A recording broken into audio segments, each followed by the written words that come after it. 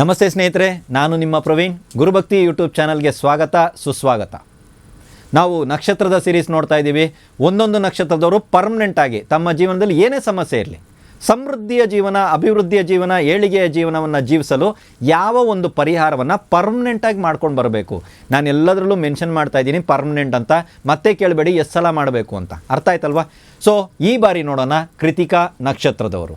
ಕೃತಿಕಾ ನಕ್ಷತ್ರದವರು ತಮ್ಮ ಜೀವನದ ಅಭಿವೃದ್ಧಿಗೆ ಏನು ಮಾಡಬೇಕು, ಯಾವ ಪರ್ಮನೆಂಟು ಒಂದು ಪರಿಹಾರವನ್ನು ಮಾಡಬೇಕಂದ್ರೆ ಆಕಳಿನ ಸೇವೆ ಮಾಡಬೇಕು. ನೆನಪಿಟ್ಕೊಳ್ಳಿ ಸ್ನೇಹಿತರೆ, ಈ ಆಕಳು ಕರುವಿನ ಸಮೇತ ಇರಬೇಕು. ಕರು ಹಾಕಿರುವಂಥ ಆಕಳಿನ ಸೇವೆ ಮಾಡಬೇಕು. ಆಕಳ ಸೇವೆ ಅಲ್ಲ, ಕರು ಹಾಕಿರುವಂಥ ಆಕಳ ಸೇವೆ ಮಾಡಬೇಕು. ಇದಾಗ್ತಾ ಇಲ್ಲ. ನೀವು ನೋಡಿರ್ಬೋದು, ನಾನು ಒಂದು ವಿಡಿಯೋದಲ್ಲಿ ತೋರಿಸಿದ್ದೀನಿ. ಆಕಳು ಮತ್ತು ಕರು ಇರುವಂಥ ಒಂದು ಆ ವಿಗ್ರಹವನ್ನು ನಾನು ನಿಮಗೆ ತೋರಿಸಿದ್ದೆ. ನಿಮ್ಮ ಕೈಲಾದರೆ ಅಂಥ ಒಂದು ವಿಗ್ರಹವನ್ನು ತಗೊಂಡು ಬಂದು ನಿಮ್ಮ ಮನೆಯ ಹಾಲಲ್ಲಿಡಿ. ಎನಿ ಟೈಮ್ ನೀವು ನೋಡಬೇಕು. ಆ ಥರ ಜಾಗದಲ್ಲಿ ಖಂಡಿತವಾಗಲೂ ಅದು ನೀಡಿ. ಇದು ನಿಮ್ಮ ಜೀವನದಲ್ಲಿ ಬದಲಾವಣೆಯನ್ನು ತರುತ್ತೆ. ಇದು ಒಂದು ಪರಿಹಾರ. ಎರಡನೇ ಪರಿಹಾರ ಏನು ನೋಡಿ, ಪರ್ಮನೆಂಟ್ ಪರಿಹಾರ. ಒಂದು ಸಲ ತೊಗೊಂಬಂದು ಇಟ್ಬಿಟ್ರೆ ಮುಗೀತು. ಅಲ್ಲ, ನಾನು ಡೈರೆಕ್ಟಾಗಿ ಹೋಗಿ ಸೇವೆ ಮಾಡ್ತಾಯಿದ್ದೀನಿ, ಸೇವೆ ಮಾಡಿಕೊಂಡೇ ಇರಬೇಕಾಗುತ್ತೆ. ಅರ್ಥ ಆಯ್ತಾ? ನಿಮಗೆ ಇಷ್ಟ ಅದು ಯಾವ ಥರ ಮಾಡಿ. ಎರಡನೇ ಪರಿಹಾರ ಏನು ಅಂತ ಹೇಳಿದ್ರೆ, ಶನಿವಾರಗಳಲ್ಲಿ, ಪ್ರತಿ ಶನಿವಾರ ಮತ್ತು ಅಮಾವಾಸ್ಯೆ, ಬೇರೆ ದಿನ ಕೃತಿಕಾ ನಕ್ಷತ್ರ ಇರೋ ದಿವಸ ನಾನು ಮಾಡ್ತೀನಿ ಹೋಗ್ತೀನಿ ಬೇಡ.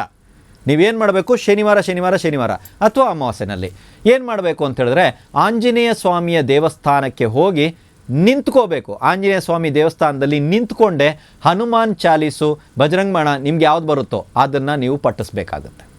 ಒಂದು ಸಲ ಪಠಿಸ್ತಿರೋ, 5 ಸಲ ಪಠಿಸ್ತಿರೋ ನಿಮ್ಮ ಇಷ್ಟ. ಆದರೆ ಕೂತ್ಕೊಳ್ಳುವ ಹಾಗಿಲ್ಲ. ನಿಮ್ಗೆ ಅನಿಸ್ಬೋದು ಇದೇನು ವಿಚಿತ್ರವಾಗಿದೆ. ಖಂಡಿತವಾಗಲೂ ವಿಚಿತ್ರವಾಗಿದೆ. ಮಾಡಿ ನೋಡಿ. ಎಲ್ಲ ನಕ್ಷತ್ರದವರು, ಎಲ್ಲ ವ್ಯಕ್ತಿಗಳಿಗೆ ತೊಂದರೆ ಇದೆ, ಅವರೆಲ್ಲ ಮಾಡಬೇಡಿ ದಯವಿಟ್ಟು. ಇದು ಬರೀ ಕೃತಿಕಾ ನಕ್ಷತ್ರದವರಿಗೆ ಆಂಜನೇಯ ಸ್ವಾಮಿ ಸನ್ನಿಧಿಯಲ್ಲಿ ಪ್ರತಿ ಶನಿವಾರ ಮತ್ತು ಅಮಾವಾಸ್ಯೆ, ಪ್ರತಿ ಶನಿವಾರ ಅಮಾವಾಸ್ಯೆಗೆ ಹೋಗೋದು, ನಿಂತ್ಕೊಳ್ಳೋದು, ಹನುಮಾನ್ ಚಾಲೀಸ್ ಪಡಿಸುವಂಥದ್ದು, ಬಜರಂಗ್ ಬಾಣ್ ಪಡಿಸುವಂಥದ್ದು, ಆಂಜನೇಯನಿಗೆ ಅದು ಸಂಬಂಧಪಟ್ಟಂಥ ಪಡಿಸುವಂಥದ್ದು, ಪೂಜೆ ಮಾಡಿಸುವಂಥದ್ದು, ನಿಮ್ಮ ಇಷ್ಟಕ್ಕೆ ನೀವು ಬರುವಂಥದ್ದು. ಅರ್ಥ ಆಯ್ತಾ? ಈ ರೀತಿ ನೀವು ಮಾಡಿ. ಇದಾದ ನಂತರ ಮೂರನೇ ಪರಿಹಾರ ಏನು ಅಂತ ಹೇಳಿದ್ರೆ, ನಾವು ಇವಾಗೆಲ್ಲ ಹೋಗುವಾಗ ನಮ್ಮ ನಗರ ಪ್ರದೇಶದಲ್ಲಿ ಇದಿದೆ, ನಿಮ್ಮ ಕಡೆ ಇದೆಯೋ ನನಗೆ ಗೊತ್ತಿಲ್ಲ. ನಗರ ಪ್ರದೇಶದಲ್ಲಿ ಏನಾಗುತ್ತೆ ಅಂತ ಹೇಳಿದ್ರೆ, ಕೆಲವೊಂದು ಕಡೆ ಈ ಟ್ರಾಫಿಕಲ್ಲಿ ನಿಲ್ಲಿಸಿದಾಗ ಕೆಲವೊಂದು ಮಕ್ಕಳು ಈ ಪೆನ್ನು ಮಾರ್ಕೊಂಡು ಬರ್ತಾರೆ, ಹೂವು ಮಾರ್ಕೊಂಡು ಬರ್ತಾರೆ, ಉತ್ತರ ಭಾರತದಿಂದ ಬಂದಿರೋರಾಗಿರ್ತಾರೆ. ಸೊ ಚಿಕ್ಕ ಮಕ್ಕಳು ನಿಮಗೆ ರಸ್ತೆನಲ್ಲಿ ಸಿಕ್ಕಿದಾಗ, ನಮ್ಮ ವ್ಯಕ್ತಿಗಳು ಯಾರೂ ಅಲ್ಲ, ನಮ್ಮವರಲ್ಲದ ವ್ಯಕ್ತಿಗಳು, ನಮ್ಮ ಸಂಬಂಧಿಕರಲ್ಲ, ಬ್ಲಡ್ ರಿಲೇಟಿವ್ಸ್ ಅಲ್ಲ, ನಮ್ಮದಲ್ಲದ ವ್ಯಕ್ತಿಗಳು, ಮಕ್ಕಳು ಯಾರಾದರೂ ಸಿಕ್ಕಿದ್ರೆ, ಅಥವಾ ನೀವೆಲ್ಲೋ ಯಾವುದೋ ಒಂದು ಊರಿಗೆ ಹೋಗ್ತಾ ಇರ್ತೀರ, ರೋಡ್ ಸೈಡಲ್ಲಿ ಚಿಕ್ಕ ಮಕ್ಕಳು ಏನಾದರೂ ಒಂದು ಮಾರ್ಕೊಂಡು ಕೂತಿರ್ತಾರೆ. ನೀವು ನೋಡಿರ್ಬೋದು, ಈ ಹಳ್ಳಿ ಕಡೆ ಎಲ್ಲ ಹೋದಾಗ ಚಿಕ್ಕ ಮಕ್ಕಳು ರೋಡ್ ಸೈಡಲ್ಲಿ ಹಣ್ಣು, ತರಕಾರಿ ಇತ್ಯಾದಿಗಳನ್ನ ಮಾರ್ಕೊಂಡು ಕೂತಿರ್ತಾರೆ. ಅದನ್ನು ನೋಡ್ಬೋದು.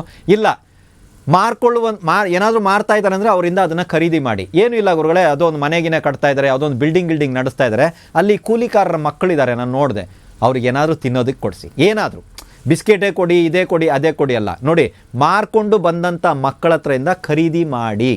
ಅರ್ಥ ಆಗ್ತಾ ಇದೆಯಾ? ಮಾರ್ಕೊಂಡು ಬರ್ತಾ ಇಲ್ಲ, ಅವರಿಷ್ಟಕ್ಕೆ ಅವ್ರು ಕೂತಿದ್ದಾರೆ, ಅವರಿಷ್ಟಕ್ಕೆ ಅವ್ರು ಆಟ ಆಡ್ಕೊಂಡಿದ್ದಾರೆ. ಚಿಕ್ಕ ಮಕ್ಕಳು ನಮ್ಮವರೆಲ್ಲ ಹೋಗ್ತಾ ನಾನು ನೋಡಿದೆ ರೋಡ್ ಸೈಡಲ್ಲಿ. ಅಂದರೆ ಅಂಥ ಮಕ್ಕಳಿಗೆ ಏನಾದರೂ ಒಂದು ಆಹಾರ ರೂಪದಲ್ಲಿ ಏನಾದರೂ ಒಂದು ತಿನ್ನಿಸೋದಕ್ಕೆ, ಚಾಕ್ಲೇಟ್ ಕೊಡಿ, ಬಿಸ್ಕೆಟ್ ಕೊಡಿ, ಊಟನೇ ಕೊಡಿಸ್ತೀನಿ ಅಂದರೆ ಊಟ ಕೊಡಿಸಿ, ಏನೂ ಬೇಡ ಅಂತ ಹೇಳ್ತಾ ಇಲ್ಲ. ಒಟ್ಟಿನಲ್ಲಿ ಆಹಾರ ರೂಪದಲ್ಲಿರಬೇಕು. ಇದನ್ನು ಮಾಡಿ ನೋಡಿ. ಪರ್ಮನೆಂಟ್ ಪರಿಹಾರ ನಿಮ್ಮ ಜೀವನದಲ್ಲಿ ಬದಲಾವಣೆಯನ್ನು ಖಂಡಿತವಾಗ್ಲೂ ತರ್ತದೆ. ಮುಂದಿನ ನಕ್ಷತ್ರವನ್ನು ಮುಂದಿನ ವಿಡಿಯೋದಲ್ಲಿ ನೋಡೋಣ. ಎಲ್ರಿಗೂ ಒಳ್ಳೆಯದಾಗಲಿ.